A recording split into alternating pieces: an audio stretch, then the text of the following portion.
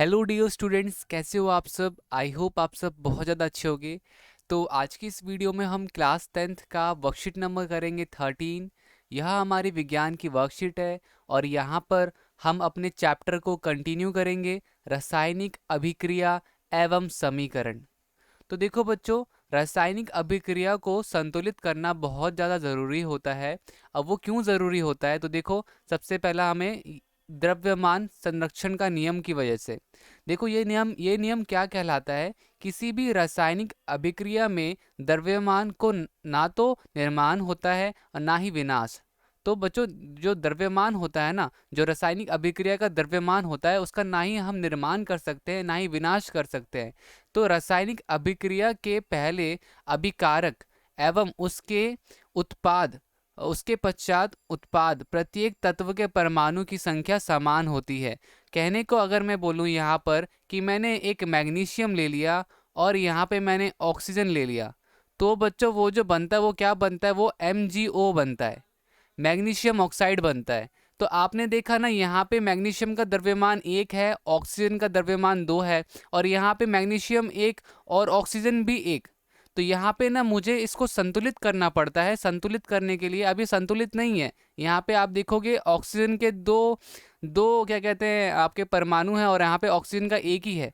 तो यहाँ पे मैं इसको 2 बनाने के लिए यहाँ पे 2 से मल्टीप्लाई करूँगा। तो यहाँ पे जब भी 2 से मल्टीप्लाई करूंगा तो मेरा मैग्नीशियम भी 2 हो जाएगा, तो मुझे यहाँ पर भी इसको बराबर करने के लिए 2 से मल्टीप्लाई करना पड़ेगा। अब आप देखोगे कि मेरा मैग्नीशियम भी 2 हो गया और ऑक्सीजन भी यहाँ पर 2 है। तो इस तरीके से हमने द्रव्यमान को संतुलित कर दिया। चलो देखते हैं किस तरीके से हम किसी भी रासायनिक अभिक्रिया को, किसी भी रासायनिक समीकरण को किस तरीके से हम क्या कहते हैं आपका संतुलित करते हैं। जैसे कि बच्चों यहाँ पे आपको दिख रहा होगा, हमारे पास जो रासायनिक अभिक्रिया है वो है Fe+H2O और Fe3O4 और H2। तो अब देखो यहाँ पर बेसिकली आप इसको इस बॉक्स में बनाओ, ठीक है। एक एक तरफ क्या होता है, तो ये दोनों क्या है, ये दोनों अभिकारक हैं। ये दोनों क्या है, ये दोनों अभिकारक हैं, ठीक है। तो एक तरफ अभिकारक बनाओ और दूसरी तरफ क्या है, दूसरी तरफ ये उत्पाद है जो उससे बन के आया है, ठीक है ना। तो ये दोनों क्या है, ये दोनों उत्पाद है, एक ये और एक ये, ये दोनों उत्पाद है और ये दोनों अभिकारक है। तो देखो एक तरफ देखते हैं, आयरन कितना है, आयरन 1 है, आयरन का परमाणु की संख्या कितनी है, 1 है। हाइड्रोजन कितना है, हाइड्रोजन 2 है। इस तरफ ऑक्सीजन कितना है, ऑक्सीजन 1 है। ठीक है बच्चों, ये चीज़ ऐसे हमने देख लिया। अब इसके बाद आगे की देखो, इस तरफ अब हम उत्पाद की तरफ देख लेते हैं। देखो एक तरफ हमारा क्या होता है, ये होता है लेफ्ट हैंड साइड और इसको कहते हैं राइट हैंड साइड।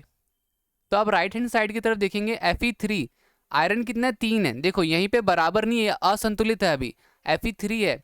और ऑक्सीजन कितना है, ऑक्सीजन 4 है, ठीक है। हाइड्रोजन कितना है, हाइड्रोजन 2 है। तो देखो इस संतुलित कौन है यहाँ पे हाइड्रोजन संतुलित है, 2 का 2 है। बट यहाँ पे आयरन संतुलित नहीं है। यहाँ पे कितना, इसको संतुलित करने के लिए कितना करना पड़ेगा, 3 से गुना करना पड़ेगा। 3 से गुना करोगे तो क्या आ जाएगा, 3 आ जाएगा, ठीक है। इस तरह से यहाँ पर ऑक्सीजन में 4 से गुना करोगे तो क्या आ जाएगा, 4 आ जाएगा। तो देखो अब अगर हमारा जो नया बनेगा वो देखो क्या बनेगा, तो हमें लेफ्ट हैंड साइड में मतलब कि यहाँ पर हमें चेंज करना पड़ेगा। Fe में क्या लगाना पड़ेगा, 3 से मल्टीप्लाई करना पड़ेगा। देखो Fe में 3 से मल्टीप्लाई कर दिया, ठीक है। फिर इसके बाद यहाँ पर आपने देखा कि यहाँ पे मेरे को ऑक्सीजन में 4 करना पड़ेगा। जब भी मैं ऑक्सीजन में 4 करता हूँ तो यहाँ पे मेरा हाइड्रोजन भी 4 हो जाता है, तो इसलिए मुझे यहाँ पर भी 4 करना पड़ेगा। तो इस तरीके से हमारा यहाँ पर ये क्या हो गया, तो ये इस तरीके से हमारा संतुलित हो गया। अब आप देखोगे तो यहाँ पे ऑक्सीजन भी 4 है, ऑक्सीजन यहाँ भी 4 है, यहाँ पे आयरन 3 है, यहाँ भी आयरन 3 है, यहाँ पे हाइड्रोजन 6 है, 4 और 2 6, तो यहाँ पे 8 है, ठीक है ना। ये मल्टीप्लाई होता है, 4 2 8, 4 2 8। तो इस तरीके से हमारा ये संतुलित हो गया, ठीक है बच्चों। इसके बाद ना हम इसकी भौतिक अवस्था भी लिखते हैं कि ये जो S है, S का मतलब होता है ठोस, ठीक है। L का मतलब होता है द्रव, गैस का मतलब होता है G, और जलीय विलयन का होता है AQ, ठीक है। तो जब कोई चीज़ जल में मिलाई हुई होती है, घुली हुई होती है, तो हम उसे जलीय विलयन कहते हैं। तो ये भी डाल सकते हैं, ठीक है। तो हमारा यहाँ पर इस तरीके से हो जाएगा। तो बच्चों यहाँ पर हमने समझ लिया। अब ज़रा वर्कशीट देखते हैं। वर्कशीट में दिखा हुआ है किस नियम का ध्यान रखकर रासायनिक समीकरण को संतुलित किया जाता है, नियम को परिभाषित कीजिए। बच्चों वो कौन सा नियम है? तो इसका उत्तर आपको यहाँ पे दिख रहा होगा। तो पहले प्रश्न जो आपको यहाँ पे दिख रहा है उसका उत्तर है द्रव्यमान। ठीक है, द्रव्यमान संरक्षण का नियम। ठीक है, किसी भी, और इसको परिभाषित करना है तो किसी भी रासायनिक अभिक्रिया में द्रव्यमान को ना तो निर्माण होता है ना ही विनाश। रासायनिक अभिक्रिया के पहले अभिकारक एवं उसके पश्चात उत्पाद प्रत्येक तत्व के परमाणु की संख्या समान होती है। तो ये हमारे पहले प्रश्न का उत्तर हो जाएगा। अब दूसरा प्रश्न देखते हैं। देखो, निम्न कथनों को रासायनिक समीकरण के रूप में परिवर्तित कर उन्हें संतुलित कीजिए। तो देखो, सिल्वर क्या होता है? देखो बच्चों, सिल्वर नाइट्रेट हमारा क्या होता है? तो देखो, सिल्वर नाइट्रेट जो होता है वो होता है जिंक सिल्वर नाइट्रेट से अभिक्रिया करके सिल्वर और जिंक नाइट्रेट बनता है। ठीक है ना? तो यहाँ पे हम क्या करेंगे,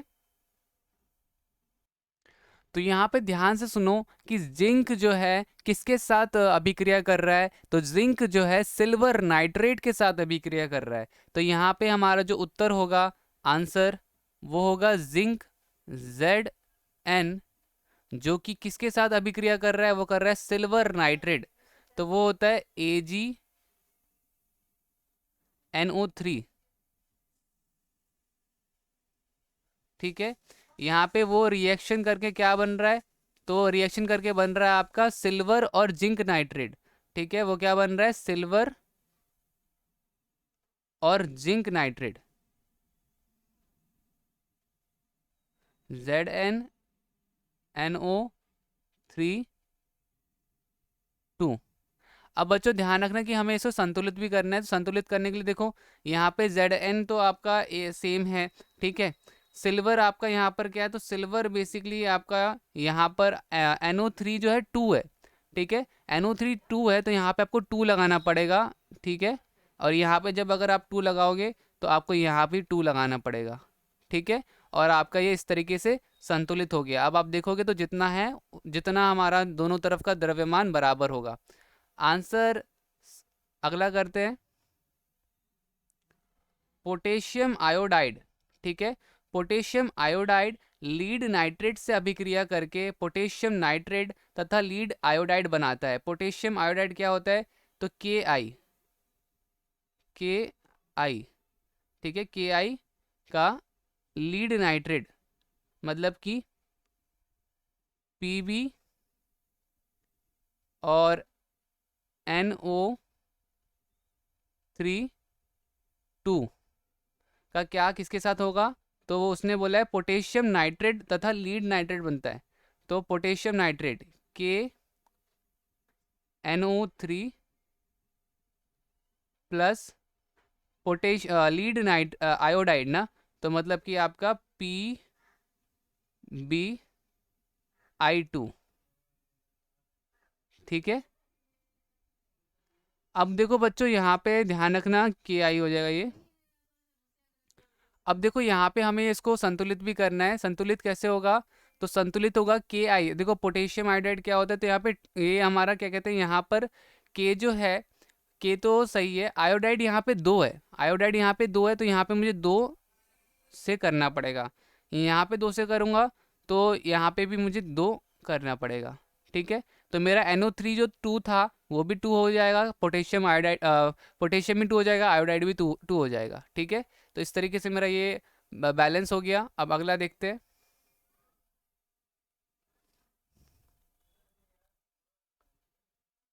आंसर थर्ड है, सिल्वर क्लोराइड सूर्य के प्रकाश में उपस्थित में वियोजित होकर के सिल्वर और क्लोरीन गैस बनता है। सिल्वर क्लोराइड को क्या कहते हैं? सिल्वर क्लोराइड को कहते हैं AgCl।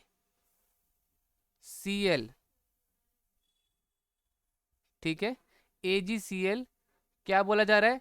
सूर्य के प्रकाश में उपस्थित में वियोजित होकर के सिल्वर। तो ना, जब हम इसमें क्या होता है, जब हम इसमें सूर्य का प्रकाश मतलब सनलाइट आता है AgCl में, तो वो क्या हो जाता है? वो 2 टुकड़ों में बढ़ जाता है। वो Ag अलग हो जाता है और क्लोरीन गैस अलग हो जाता है। तो गाइस, इसको अब हम संतुलित करने के लिए क्या करेंगे? तो यहाँ पे देखो, मुझे क्लोरीन में 2 है इधर, तो इधर 2 लगाना पड़ेगा, तब जाके क्लोरीन 2 हो जाएगा। तो Ag भी 2 हो गया, तो यहाँ भी 2 लगाना पड़ेगा। और इस तरीके से हमारा ये भी हो जाएगा। अगला देखते हैं, अगला क्या दे रखा है आंसर, बिना बुझा हुआ चूना।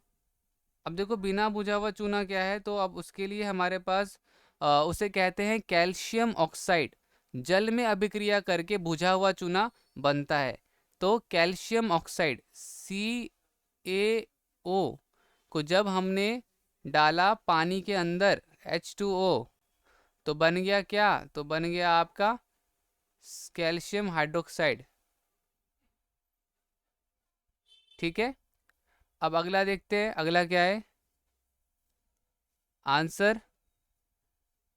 तो ये देखो, ये तो ऑलरेडी हमारा बैलेंस्ड है ना, यहाँ पे हाइड्रोजन जो है यहाँ पे कुछ भी करने की ज़रूरत नहीं है, ऑलरेडी बैलेंस्ड है। ठीक है, अब अगला देखते हैं, अगला क्या है, अगला है सोडियम हाइड्रोक्साइड और हाइड्रोक्लोरिक अम्ल अभिक्रिया करके सोडियम क्लोराइड और जल बनाते हैं। ये भी बड़ा सिंपल सा है, सोडियम हाइड्रोक्साइड। तो सोडियम हाइड्रोक्साइड को क्या कहते हैं, सोडियम NaOH। NaOH किसके साथ मिल रहा है, हाइड्रोक्लोरिक अम्ल HCl से मिलने के बाद क्या बनता है, तो सोडियम क्लोराइड बनता है NaCl, और जल बनता है H2O। ठीक है, तो गाइस क्या ये हमारा अभी तक ये पूरा है, तो यहाँ पे देखो NaH हमारे पास यहाँ पे 2 है। ठीक है, तो H यहाँ भी 2 है, क्लोरीन 1 है, क्लोरीन 1 है, सोडियम 1 है, सोडियम 1 है, ऑक्सीजन 1 है। तो ये भी हमारा बैलेंस्ड है। ठीक है, तो हमारा इसका भी आंसर हो गया।